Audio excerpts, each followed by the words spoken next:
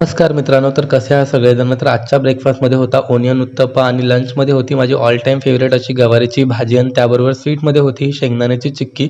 तर आजकाल मला व्हिडिओ बनवायला प्रचंड कंटाळा येतोय. कारण का माहिती आहे? कारण तुम्ही व्हिडिओच्या खाली कमेंट्सच करत नाहीत की आपले व्हिडिओ तुम्हाला आवडतायत की नाही. सो प्लीज मला कमेंट करून सांगा, कारण त्याच्यामुळे व्हिडिओ बनवायला खूप एनर्जी येते.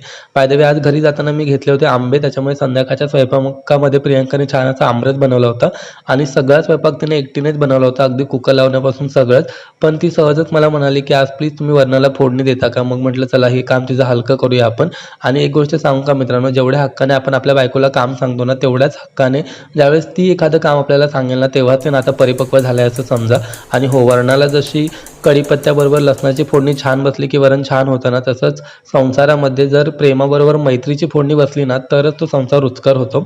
बाय द वे, तुम्ही सीझनचा पहिला आंबा खाल्लायत की नाही हे मला कमेंट करून नक्की सांगा. आता भेटूया उद्या. चला बाय बाय.